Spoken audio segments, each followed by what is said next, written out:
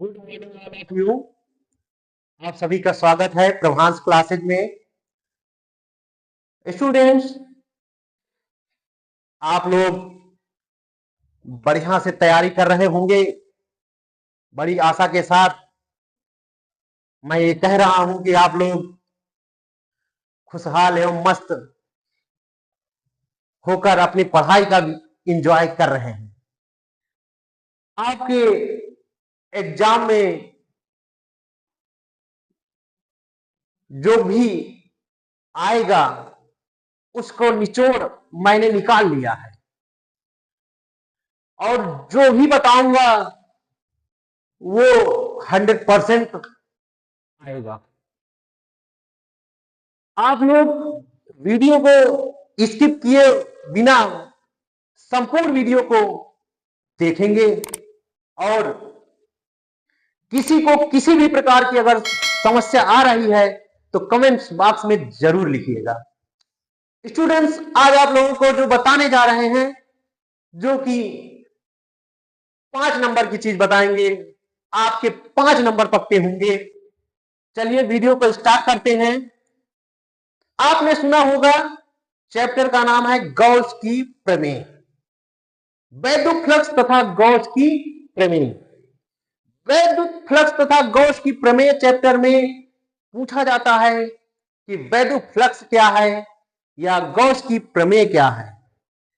तो वैद्युत फ्लक्स आप जानेंगे कि वैद्युत फ्लक्स क्या है, गॉस की प्रमेय क्या है, गॉस की प्रमेय कैसे उत्पत्ति हुई, इसका पूरा निचोड़ आपके सामने प्रस्तुत कर देंगे और आप चुटकियों बजाते हुए 5 नंबर सॉलिड कर लेंगे। आप लोग भरोसा नहीं कर रहे होंगे, ऐसे बताऊंगा कि लोग सोचेंगे कि कभी ऐसा देखा ही नहीं था, सोचा भी नहीं था कि हमको ऐसा मिल जाएगा। चलिए स्टार्ट करते हैं। स्टूडेंट, सबसे पहले आपको बताते हैं वैद्युत फ्लक्स क्या है। वैद्युत फ्लक्स, वैद्युत फ्लक्स क्या होता है, जिसे इलेक्ट्रिक फ्लक्स कहते हैं इंग्लिश में। ध्यान दीजिए, वैद्युत फ्लक्स क्या होता है।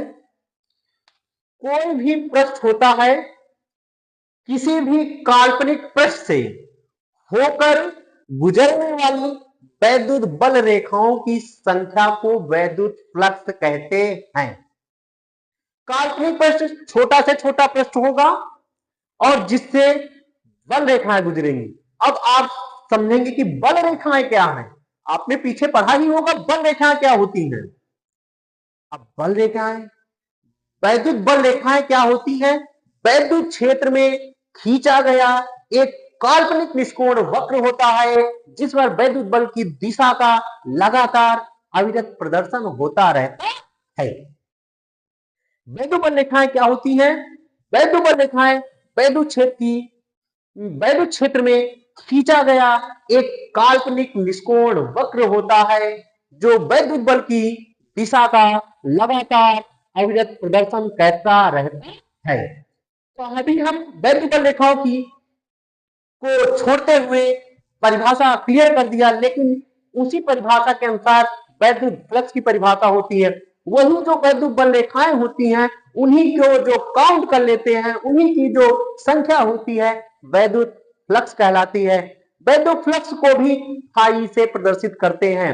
वैद्युत फ्लक्स 2 प्रकार का होता है, एक होता है धनात्मक और दूसरा होता है ऋणात्मक। वैद्युत फ्लक्स की परिभाषा आप लोगों को क्लियर हुई होगी, तो सभी स्टूडेंट क्या बोलेंगे कि वैद्युत फ्लक्स होता क्या है। तो वैद्युत फ्लक्स होता क्या है कि किसी भी काल्पनिक पृष्ठ से होकर गुजरने वाली जो वैद्युत बल रेखाओं की संख्या होती है, उसी को क्या कहते हैं, वैद्युत फ्लक्स कहते हैं। स्टूडेंट लिखते क्या हैं, लिखते हैं किसी भी काल्पनिक किसी भी काल्पनिक पृष्ठ से होकर पृष्ठ से होकर गुजरने वाली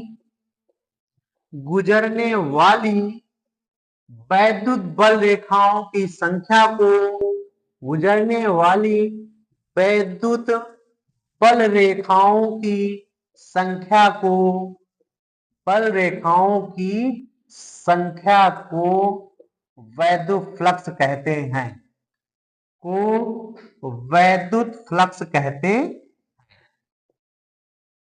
वैद्युत फ्लक्स कहते हैं।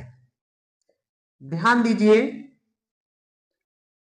किसी भी काल्पनिक पथ से होकर गुजरने वाली वैद्युत बल रेखाओं की संख्या को वैद्युत फ्लक्स कहते हैं, संख्या जो होती है। अथवा ये भी कह सकते हैं कि जो वैद्युत फ्लक्स होता है इसे फाई से प्रदर्शित करते हैं। ये वैद्युत क्षेत्र की तीव्रता E और वेक्टर क्षेत्रफल dA वेक्टर दोनों के स्केलर गुणनफल को क्या कहते हैं? वैद्युत फ्लक्स कहते हैं। वैद्युत क्षेत्र की तीव्रता E और वेक्टर क्षेत्रफल dA वेक्टर दोनों के स्केलर गुणनफल को क्या कहते हैं? वैद्युत फ्लक्स कहते हैं। ध्यान दीजिए, परिभाषा इसे किससे प्रयोग करते हैं? इसे फाई ई से प्रदर्शित करते हैं। किससे प्रयोग करते हैं? फाई ई से प्रदर्शित करते हैं। जब फाई आता है तो अब फाई को दूसरी परिभाषा के रूप में ऐसे भी कर सकते हैं कि वैद्युत क्षेत्र, ध्यान दीजिए, वैद्युत क्षेत्र E तथा वेक्टर क्षेत्रफल dA वेक्टर क्षेत्रफल dA वेक्टर के स्केलर गुणनफल को क्या कहते हैं? स्केलर गुणनफल को वैद्युत फ्लक्स कहते हैं। क्या कहते हैं? वैद्युत फ्लक्स कहते। ध्यान दीजिए कि वैद्युत क्षेत्र की तीव्रता E और वेक्टर क्षेत्रफल dA वेक्टर के स्केलर गुणनफल को वैद्युत फ्लक्स कहते हैं। इसे भी फाई ई से प्रदर्शित करते हैं। किससे प्रदर्शित करते हैं? फाई ई से प्रदर्शित करते हैं। ध्यान दीजिए, अब यहां पर वैद्युत क्षेत्र की तीव्रता E है और वेक्टर क्षेत्रफल dA वेक्टर, कहने का मतलब वैद्युत फ्लक्स फाई बराबर क्या होता है? E vector dot dA vector. अर्थात इन दोनों का E वेक्टर और डॉट dA वेक्टर, वैद्युत क्षेत्र और वेक्टर क्षेत्रफल का जो स्केलर गुणन है वैद्युत फ्लक्स कहलाता है। यदि इनके बीच कोण क्या हो? थीटा हो, तो स्केलर गुणन होता है यदि E व dA के मध्य कोण कितना हो? मध्य कोण थीटा। तो क्या होता है? तो फाई बराबर क्या होता है?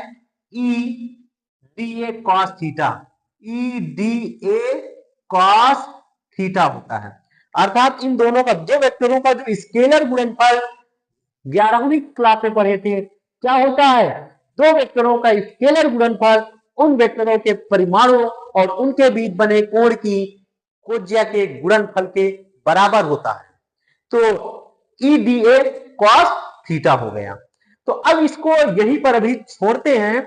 अब इसके प्रकार की बात करते हैं कि वैद्युत फ्लक्स कितने प्रकार का होता है। प्रकार, वैद्युत फ्लक्स के प्रकार, वैद्युत फ्लक्स के प्रकार। वैद्युत फ्लक्स दो प्रकार के होते हैं। कितने प्रकार के होते हैं? वैद्युत फ्लक्स दो प्रकार के होते हैं। वैद्युत फ्लक्स दो प्रकार के होते हैं। दो प्रकार के होते हैं। कौन कौन से होते हैं? ध्यान दीजिए, पहला होता है धनात्मक वैद्युत फ्लक्स। क्या होता है? धनात्मक वैद्युत फ्लक्स। और दूसरा होता है ऋणात्मक वैद्युत फ्लक्स। दूसरा क्या होता है? ऋणात्मक वैद्युत फ्लक्स। ध्यान दीजिए, ऋणात्मक वैद्युत फ्लक्स, इनकी परिभाषा बिल्कुल सरल शब्दों में ध्यान दीजिए। धनात्मक वैद्युत फ्लक्स क्या होता है?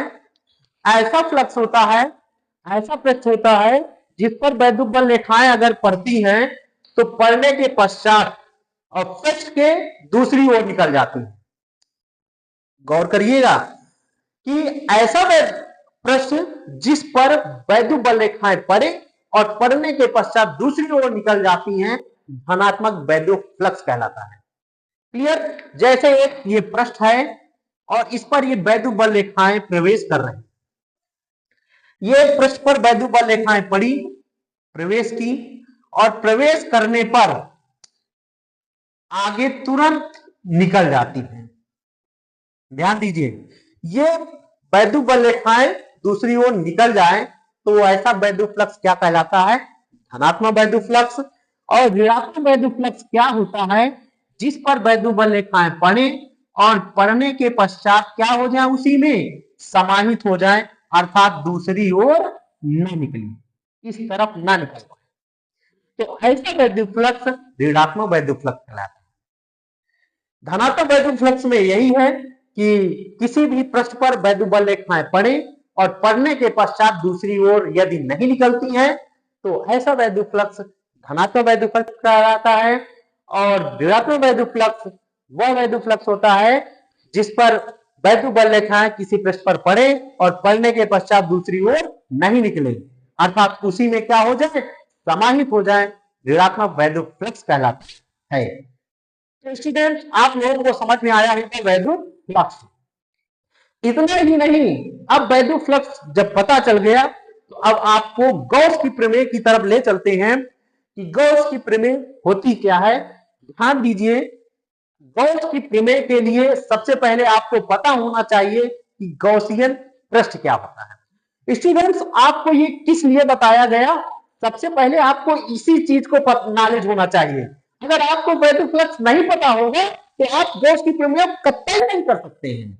इसलिए आपको सबसे पहले वैद्युत फ्लक्स बताया गया, उसके पश्चात चलते हैं, आगे बढ़ते हैं तो गॉस की प्रमेय आती है। तो ध्यान देते हैं स्टूडेंट्स, रब करते हैं। अब आता है गॉस की प्रमेय। गॉस की प्रमेय के लिए सबसे पहले आपको हम बताएंगे गॉसियन पृष्ठ। स्टूडेंट्स, गॉसियन पृष्ठ क्या होता है? स्टूडेंट्स, आप सभी के लिए क्या बताएंगे? गॉसियन पृष्ठ। कितने स्टूडेंट पढ़े हैं गॉसियन पृष्ठ?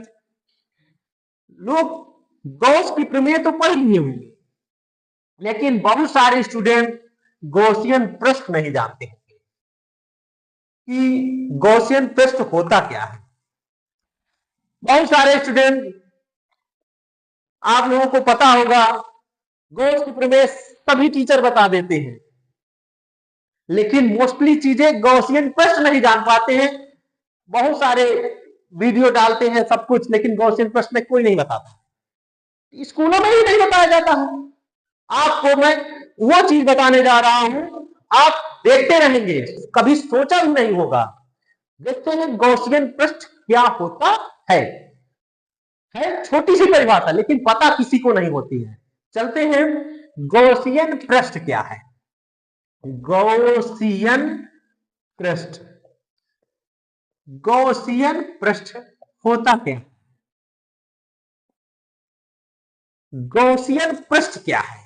अगर गॉसियन पृष्ठ आपको पता होगा तभी गॉस की प्रमेय निकाल सकते हैं। तो ध्यान दीजिए स्टूडेंट, ये गॉसियन पृष्ठ होता क्या है? आवेश होता है। आवेश, आवेश तो जानते हैं कि वैद्युत आवेश पढ़ा है जिसमें आकर्षण एवं प्रतिकर्षण का गुण पाया जाता है। तो आवेश से कोई घिरा हुआ पृष्ठ, ध्यान दीजिए, कोई ऐसा पृष्ठ हो जिसके चारों तरफ हर दिशाओं में पूरा उसी से घिरा हुआ हो, मतलब कि आवेश से घिरा हुआ जो काल्पनिक पृष्ठ होता है उसी का नाम क्या है? गॉसियन पृष्ठ। क्या बताया? किसी भी आवेश से घिरे हुए काल्पनिक पृष्ठ को गॉसियन पृष्ठ कहते हैं। तो स्टूडेंट्स, आपको परिभाषा क्लियर हुई कि गॉसियन पृष्ठ होता क्या है। तो सभी क्या बताएंगे? गॉसियन पृष्ठ किसी भी आवेश से घिरे हुए काल्पनिक पृष्ठ को गॉसियन पृष्ठ कहते हैं। चलिए लिखते हैं, किसी भी आवेश से, किसी भी आवेश से घिरे हुए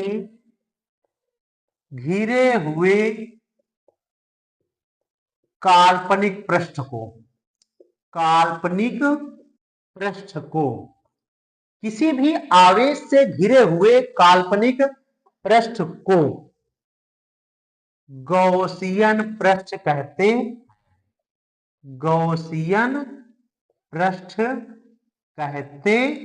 हैं। किसी भी आवेश से घिरा हुआ काल्पनिक पृष्ठ गौसियन पृष्ठ कहलाता है। किसी भी प्रकार से आप परिभाषा दे सकते हैं कि जैसे मान लीजिए एक ये पृष्ठ है और इस पर चारों दिशाओं में, सभी दिशाओं में ये किससे घिरा हुआ ये पृष्ठ खींचा गया है, ये एक पृष्ठ है, लेकिन इस पृष्ठ में किससे घिरा हुआ है, आवेश से घिरा हुआ है, पॉजिटिव आवेश है। यहां पर निगेटिव भी भर सकते हैं, कोई दिक्कत नहीं, आवेश होना चाहिए। अगर आवेश से घिरा हुआ कोई पृष्ठ है और वो काल्पनिक होना चाहिए, इतना बड़ा सारा नहीं होना चाहिए, छोटा सा पृष्ठ हो, उसी का नाम क्या होगा, गौसियन पृष्ठ कहते हैं। तो सभी स्टूडेंट को क्लियर हो गया कि गौसियन पृष्ठ क्या होता है। क्या बताएंगे, किसी भी आवेश से घिरे हुए काल्पनिक पृष्ठ को गौसियन पृष्ठ कहते हैं। अब स्टूडेंट चलते हैं गॉस की प्रमेय, जिसका काफी देर से इंतजार था कि गॉस की प्रमेय, भाई गॉस की प्रमेय कहां चली गई। तो वीडियो को बिना स्किप किए हुए देखेंगे, आपको एक एक नंबर के कई सारे आंसर मिलेंगे, क्वेश्चन मिलेंगे जो कि आपके विकल्पी अथवा उत्तरी क्वेश्चन में पूछे जाते हैं। तो कुल मिलाकर इस टॉपिक से आपके 5 नंबर पक्के हो रहे हैं। कैसे करते हैं, गॉस की प्रमेय क्या होती है, जिसे कहते हैं गॉस थ्योरम।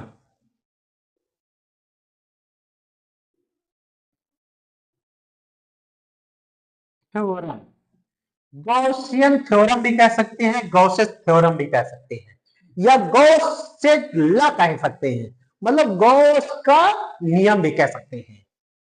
किसी भी प्रकार से क्वेश्चन पूछा जा सकता है। गॉस की प्रमेय, स्टूडेंट्स आपने गॉस की प्रमेय सुना होगा, बहुत सारा देखा होगा, पूरा साल बिता दिया होगा, लेकिन जिस तरह से आपको बताने जा रहे हैं इस तरह कोई बताया नहीं होगा। इसलिए आप, अगर आपको अच्छे से समझ में आ रहा है, वीडियो को लाइक एवं सब्सक्राइब और अपने दोस्तों के पास जरूर शेयर करें। गॉस की प्रमेय होती क्या है, अब गॉसियन पृष्ठ आपको पता चल गया है, तो अब गॉस की प्रमेय के विषय में जानते हैं। इसकी परिभाषा गॉसियन पृष्ठ पर आधारित है। किसी भी गॉसियन पृष्ठ से, ध्यान दीजिए ये जो गॉसियन पृष्ठ पढ़े हैं, किसी भी गॉसियन पृष्ठ से होकर गुजरने वाला वैद्युत फ्लक्स, आपको सभी चीजें अभी हमने बता दिया। गॉसियन पृष्ठ, ये गॉसियन पृष्ठ बता दिया, वैद्युत फ्लक्स आपको अभी इससे पहले बताया गया। तो अब सारी चीजें जब आपको पता चल गई तो वैद्युत फ्लक्स और गॉस की प्रमेय जानने में कोई समस्या नहीं आएगी। कैसे करते हैं, तो परिभाषा कहती है किसी भी गॉसियन पृष्ठ से होकर गुजरने वाला वैद्युत फ्लक्स, अब फ्लक्स को किससे प्रयोग करते हैं, फाई से।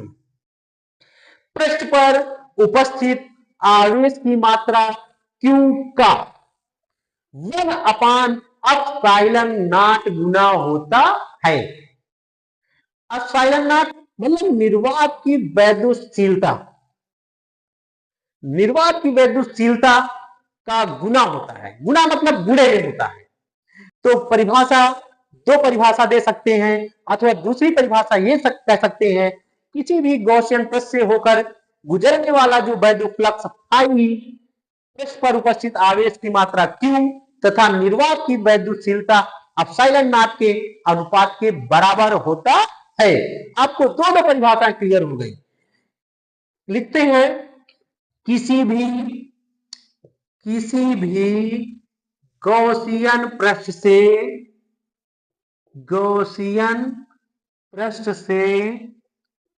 होकर गुजरने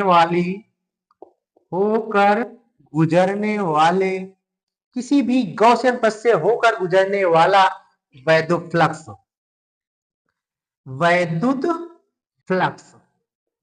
ध्यान दीजिए, किसी भी गॉसियन पृष्ठ से होकर गुजरने वाला वैद्युत फ्लक्स फाई ई, पृष्ठ पर उपस्थित आवेश की मात्रा Q का 1/ε0 गुना होता है। ध्यान दीजिए, किसी भी गॉसियन पृष्ठ से होकर गुजरने वाला वैद्युत फ्लक्स फाई ई पृष्ठ पर उपस्थित आवेश की मात्रा Q का 1/ε0 गुना होता है। अथवा दूसरी परिभाषा दे सकते हैं, ध्यान दीजिए, किसी भी गॉसियन पृष्ठ से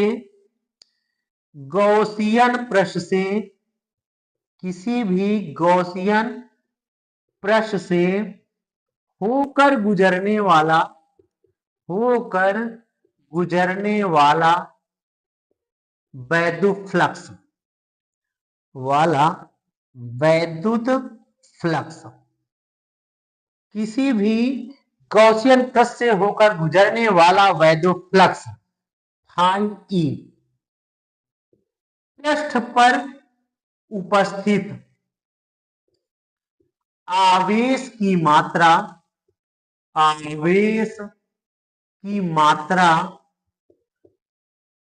Q तथा निर्वात की वैद्युतशीलता के अनुपात के बराबर होता है। ध्यान दीजिए, दोनों परिभाषाएं सेम है। गॉस की प्रमेय आपसे पूछा जाए तो क्या बताएंगे? गॉस की प्रमेय हमने बताया कि किसी भी गॉसियन पृष्ठ से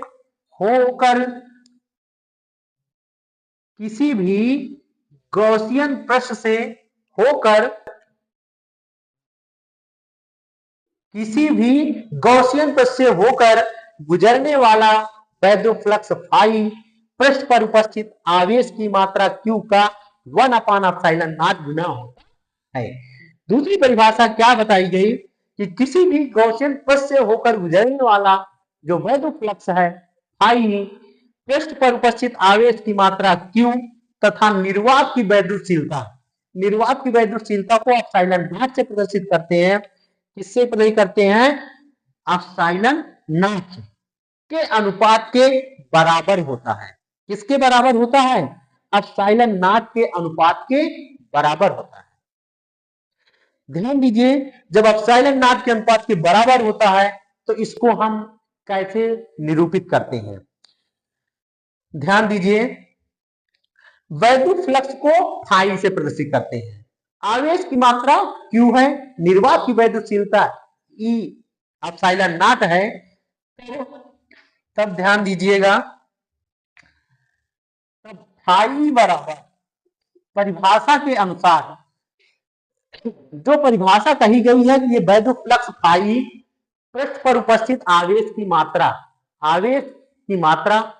Q का 1/ε0 गुना। ध्यान दीजिए, इसको हम कैसे लिख सकते हैं? Phi is equal to Q का 1/ε0। तब फाई इज इक्वल टू कितना आ गया? Q/ε0। ये एक फार्मूला होता है और इसके अनुसार ये परिभाषा क्लियर हो गई कि आवेश गुजरने वाला वैद्युत फ्लक्स फाई पृष्ठ पर उपस्थित आवेश की मात्रा Q और निर्वात की वैद्युतशीलता ε0 का अनुपात। अर्थात ये कह सकते हैं ये आवेश है और ये क्या है? निर्वात की वैद्युतशीलता। क्या है? निर्वात की वैद्युतशीलता। ध्यान दीजिए, तो ये हुई आपकी गॉस की प्रमेय की परिभाषा। अब जो एक नंबर का क्वेश्चन केवल ऐसे ही पूछ लिया जाता है कि गॉस की प्रमेय का गणितीय रूप क्या होता है। गॉस की प्रमेय का गणितीय रूप, ध्यान दीजिए, गणितीय रूप क्या होता है। अब गणितीय रूप एक नंबर का ऐसे पूछ लिया जाता है, या मैग्नेट में मैक्सवेल के 4 समीकरण पूछे जाते हैं, उसमें भी ये गॉस की प्रमेय का जो नियम होता है एक मैक्सवेल के समीकरण में प्रयोग किया जाता है। तो वहां पर भी आपको यही मिलेगा और आप यही से जानेंगे कि गॉस की प्रमेय का गणितीय रूप क्या होगा। तो गणितीय रूप में क्या होता है, ये फाई क्या है, phi E vector dot D A vector, ध्यान दीजिए, और यही बराबर ये भी होता है क्यू अपान एप्सिलॉन नॉट। मतलब कि ये वैल्यू फ्लक्स फाई बराबर ये भी फार्मूला होता है और फाई बराबर ये भी फार्मूला, इसीलिए इसको गणितीय रूप दे दिया गया। यहां पर कहीं कहीं पर ऐसे भी क्लोज इंटीग्रेशन भी लगा सकते हैं। तो आपका ये जो गणितीय रूप है फाई इज इक्वल टू कितना है, close integration of E vector dot D A vector बराबर क्यू अपान एप्सिलॉन नॉट। ये गॉस की प्रमेय का गणितीय रूप है। अब गॉस की प्रमेय की उत्पत्ति कैसे करते हैं, ध्यान दीजिएगा, उत्पत्ति, किसकी उत्पत्ति, गॉस की प्रमेय की उत्पत्ति, ध्यान दीजिए। अब गॉस की प्रमेय की उत्पत्ति करने के लिए सबसे पहले एक लेते हैं, चित्र बनाते हैं कि मान लिया एक बिंदु O है, ध्यान दीजिए, इस बिंदु का नाम दिया O, जिस पर प्लस क्यू कूलाम का आवेश रखा हुआ है। कितने कूलाम का, प्लस क्यू कूलाम का आवेश रखा हुआ है। मान लिया कि एक बिंदु O है जिस पर प्लस क्यू कूलाम का आवेश रखा हुआ है। इस बिंदु P से, इस बिंदु O से, सॉरी, इस बिंदु O से स्मॉल r मीटर दूरी पर, कितने मीटर दूरी पर, r मीटर दूरी पर एक बिंदु P है, ध्यान दीजिए, एक बिंदु P है।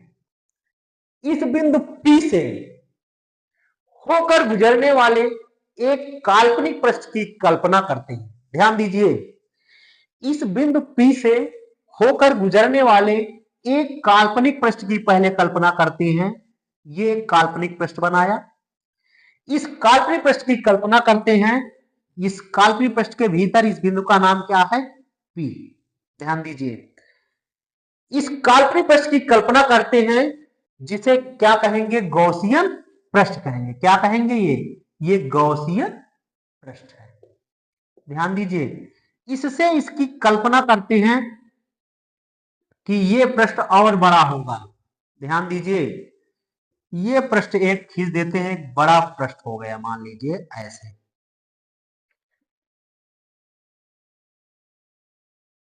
ये एक पृष्ठ खींच दिया, ध्यान दीजिएगा। मान लीजिए ये एक पृष्ठ हो गया, यहां पर एक बिंदु का, इसका नाम क्या दिया गया, P। इस बिंदु P पर, इस बिंदु P पर वैद्युत क्षेत्र की तीव्रता E, ध्यान दीजिए सीधे में E, और वेक्टर क्षेत्रफल dA वेक्टर, ये इसका नाम है dA वेक्टर, दोनों थीटा कोण पर कार्य, गौर करिएगा। अब यही से आपका गॉस की प्रमेय की उत्पत्ति होना शुरू हो जाती है। माना एक बिंदु O है जिस पर प्लस क्यू कूलाम का आवेश है। बिंदु O से स्मॉल r मीटर दूरी पर एक बिंदु P है जिससे होकर गुजरने वाले एक काल्पनिक पृष्ठ की कल्पना करते हैं, जिसे क्या कहते हैं, गॉसियन पृष्ठ कहते हैं। बड़ी गंभीरता से लीजिएगा, ये जो चित्र बना दिया गया, यही क्या, ये जो छोटा सा चित्र है काल्पनिक पृष्ठ है, और जो कि किससे घिरा होगा, ये आवेश से घिरा हुआ एक काल्पनिक पृष्ठ है जिसे गॉसियन पृष्ठ कहते हैं। और ये एक इसका एक आकार दिखा दिया गया, और जिस बिंदु P पर वैद्युत क्षेत्र की तीव्रता E तथा वेक्टर क्षेत्रफल dA वेक्टर दोनों थीटा कोण पर कार्यरत हैं, एक ही दिशा में।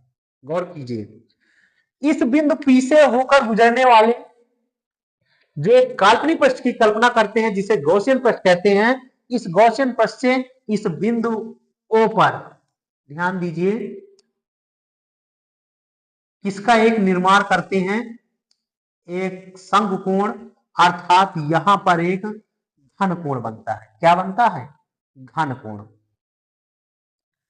यहां पर एक घन कोण बनता है, ये क्या होता है? ओमेगा होता है, ये डी ओमेगा कह सकते हैं। क्या कह सकते हैं?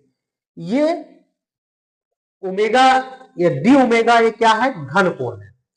किसी कोण पर झुके हुए, किसी कोण से, जब कहने का मतलब किसी गोले के पृष्ठ से, ये गोला का पृष्ठ है, इस पृष्ठ से गोले के केंद्र पर, गोले के केंद्र पर जो कोण अंतरित करता है, कोई भी पृष्ठ, ये कह सकते हैं घनकोण की परिभाषा एक नंबर क्लियर कर रहे हैं कि कोई भी पृष्ठ है, गोले के केंद्र पर जो कोण अंतरित करता है उसे क्या कहते हैं? घन कोण कहते हैं। क्या कहते हैं? घन कोण। अगर आपसे पूछ ले कि घन कोण क्या है, कि गोले का पृष्ठ गोले के केंद्र पर जो कोण आंतरित करता है उसे क्या कहते हैं? घन कोण कहते हैं। क्या कहते हैं? घन कोण कहते हैं। तो परिभाषा घन कोण की क्लियर हो गई। एक नंबर यहां पर भी मिल सकता है कि गोले का जो पृष्ठ है, गोले के केंद्र पर जो कोण आंतरित करता है उसे क्या कहते हैं? घन कोण कहते हैं। अब ये तो चित्र बन गया।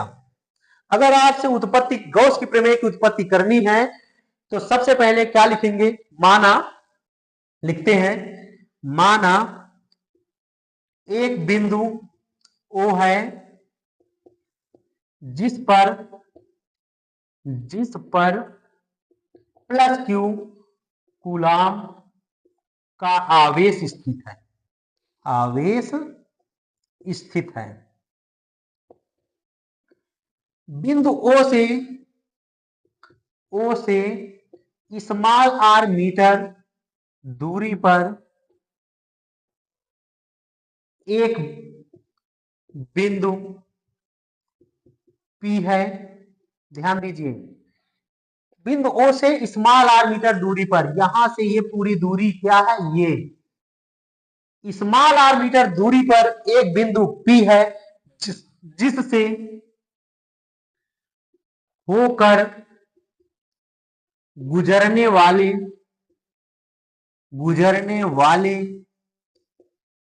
एक काल्पनिक पृष्ठ की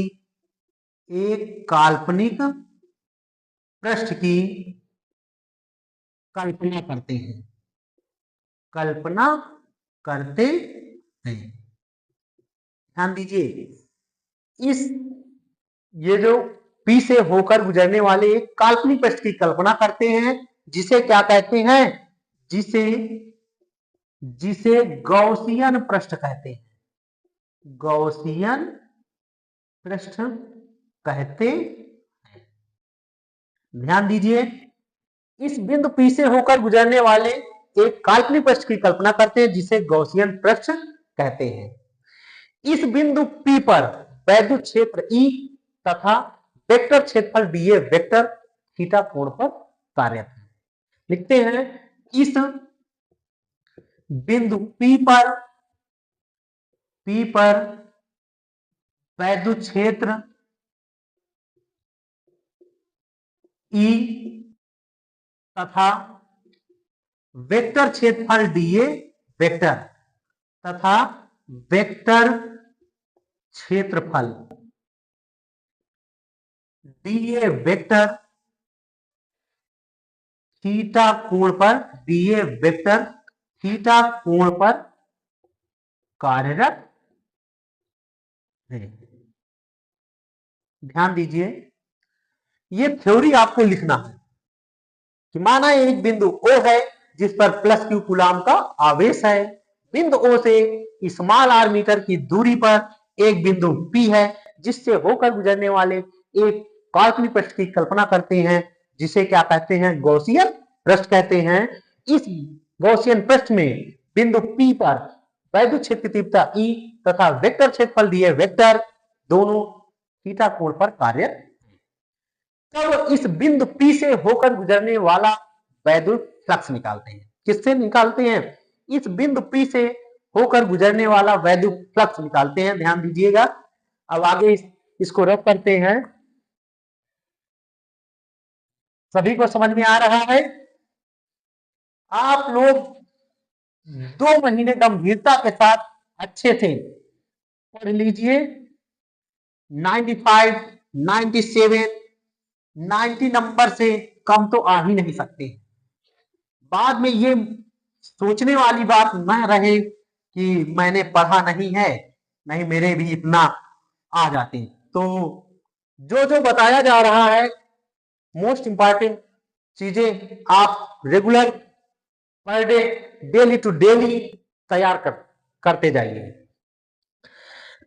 अब यहां से बिंदु P से होकर गुजरने वाला वैद्युत फ्लक्स निकालते हैं। लिखते हैं बिंदु P से होकर गुजरने वाला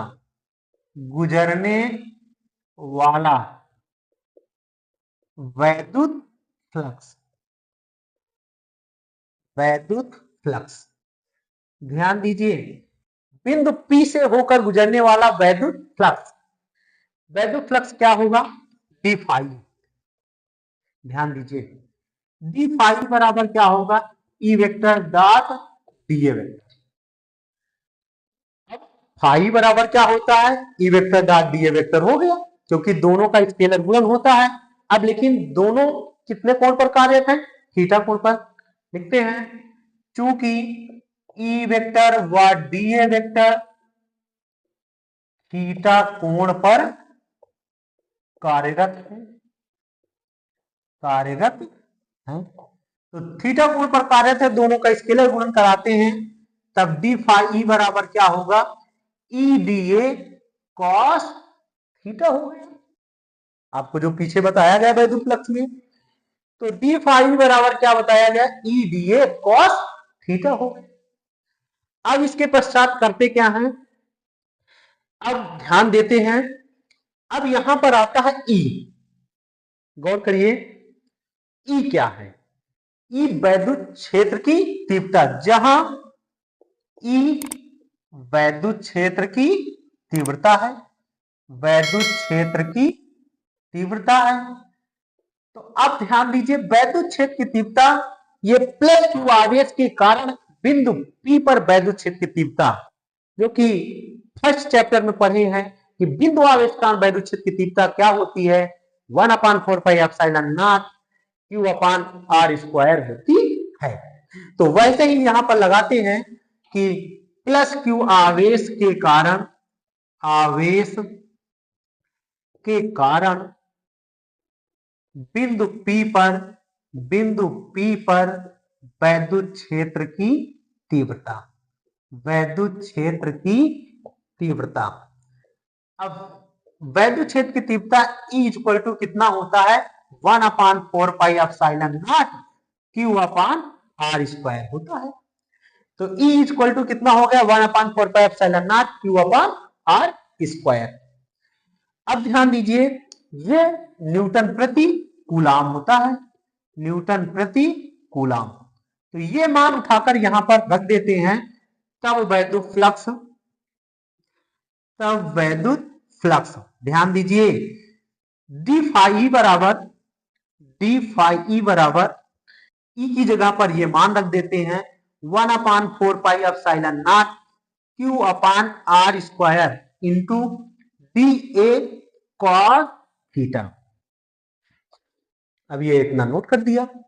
अब ध्यान दीजिए, ये जो r² इस तरफ है, इसको हम इसके बटे में लिख लेते हैं। तब डी फाई बराबर कितना हो गया? Q को इसके साथ Q/4πε0 D A cos theta r²। इसको हम थोड़ा सा अलग कर लेते हैं। ऐसा क्यों किया गया है? ध्यान दीजिए, ये जो घन कोण है, इसका नाम क्या है? घन कोण। घन कोण क्या है? गोले का जो पृष्ठ है, गोले के केंद्र पर जो कोण आंतरित करता है, उसे क्या कहते हैं? घन कोण कहते हैं। अर्थात घन कोण डी ओमेगा बराबर क्या होता है? DA/r²।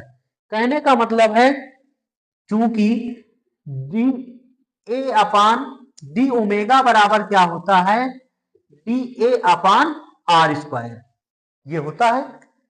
तो अब इसके साथ ये थीटा कोण है, तो इसके थीटा का जो कोज्या होगा उसको भी ले लिया जाता है। तो डी ओमेगा, ये डी ओमेगा क्या है, घन कोण है। तो यहां पर लिख देते हैं, चूंकि घन कोण D omega equal to D A cos theta upon R square, ये होता है।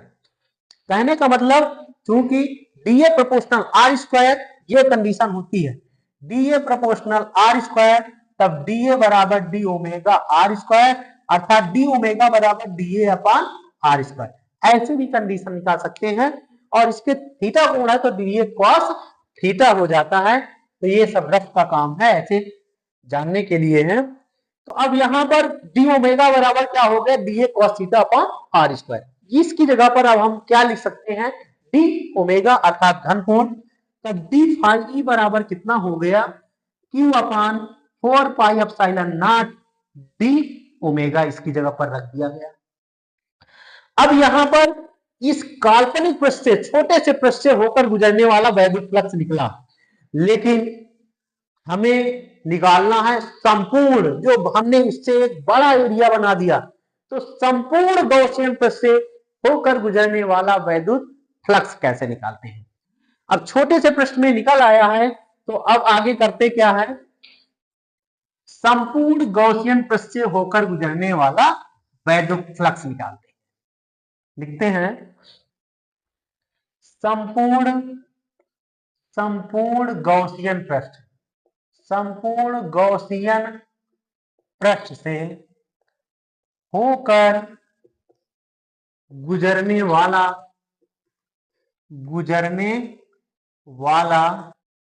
वैद्युत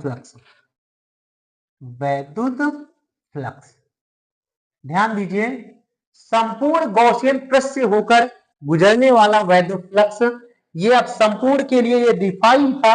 अब यहां पर था ई बराबर क्या होता है, ये क्लोज इंटीग्रेशन जो प्रदर्शित करता है, इस इंटीग्रेशन का ये चिन्ह है, और इसके अंदर जो गोला लगा है ये कहता है क्लोज इंटीग्रेशन, इस अर्थात यही दर्शाता है संपूर्ण के लिए। तो संपूर्ण के लिए डी फाई बराबर क्या हो गया, डी फाई ई, अर्थात फाई बराबर close integration of D phi. D phi का मान कितना है, ये है Q upon 4 pi epsilon naught into D omega. अब ध्यान दीजिए, अब यहां पर परिवर्तन किसमें होगा, समाकलन केवल डी ओमेगा अर्थात ओमेगा के पदों में होगा। तो ध्यान दीजिए, तब फाई बराबर ये बाहर कर लेते हैं, Q upon 4 pi epsilon not close integration of D omega. ये क्या है, ओमेगा, ओमेगा कोण अर्थात घन कोण, यही कोण के अनुसार ही हम पूरे पृष्ठ का निकाल सकते हैं।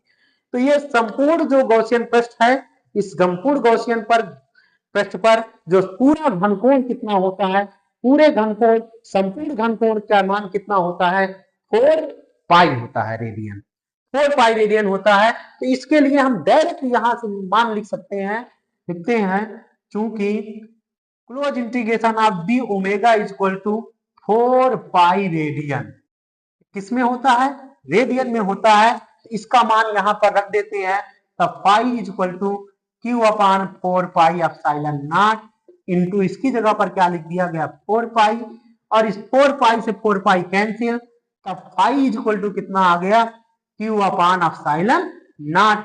इसी का इंतजार था, जिसका मुझे इंतजार था, वो घड़ी अब आ गई है, आ गई है। वो घड़ी क्या आई है, गॉस की प्रमेय आ गई है। क्या आ गई है, गॉस की प्रमेय।